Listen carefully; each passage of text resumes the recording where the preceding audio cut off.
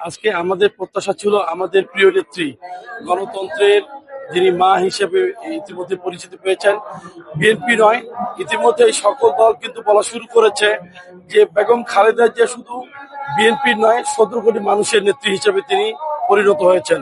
তিনি আজকে অসুস্থ, মানে বাংলাদেশকে অসুস্থ বোধ হচ্ছে। বাংলাদেশের প্রত্যেক শ্রেণী পেশার মানুষ আজকে সবাই কিন্তু দোয়া প্রার্থনা করছে যে বেগম খালেদা জিয়া যেন তাড়াতাড়ি সুস্থ হয়ে আবার ফিরে আসেন। তার উপর যে অত্যাচার, নির্যাতন, নিপীড়ন চালানো হয়েছিল, তার পরিবার, তার বাড়িঘর, তার সন্তান সবকিছু হারিয়ে যাচ্ছিল, কিন্তু তিনি বাংলাদেশের মানুষের কথা আমার কোনো,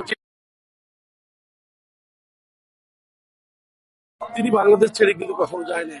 আজকে জেলা বিএনপি কর্তৃক আয়োজিত আজকের এই গণদোয়ার আয়োজন করা হয়েছে। আজকে আমাদের প্রত্যেকটা ইউনিট এবং প্রত্যেক উপজেলা থেকে হাজার হাজার গণমানুষের দোয়ায় যে পরিণত হয়েছে। আমরা মহান রব্বুল আলামিনের কাছে ফরিয়াদ করি, হে পাক পরওয়ারদিগার, তুমি তাকে অতি দ্রুত সুস্থ করে বাংলাদেশের জমিনে ফিরিয়ে দাও। কারণ দীর্ঘ 17 বছর নয়, দেশ স্বাধীনের পর থেকে তিনি বাংলাদেশের জন্য সবসময় নিবেদিত কাজ করেছেন, যে কাজ ছিল শুধু বিএনপির জন্য নয়, বাংলাদেশের গণমানুষের জন্য। তাই আমাদের প্রত্যাশা আমাদের প্রিয় নেতা জনাব তারেক রহমান অতি দ্রুত ফিরে আসবে, আমাদের নেত্রী সুস্থ হয়ে ফিরে আসবে। আমরা প্রত্যাশা করছি তারা ফিরলেই বাংলাদেশের গণতন্ত্র সুষ্ঠু এবং স্বাভাবিক পরিস্থিতি ফিরে আসবে। তাই আমাদের প্রত্যাশা আগামীর শান্তি এবং মানবিক এবং সাম্যের বাংলাদেশ গড়ার জন্য প্রিয় নেত্রী বেগম খালেদা জিয়া এবং তারেক রহমানের জন্য, জিয়া পরিবারের জন্য দোয়া করা হয়েছে।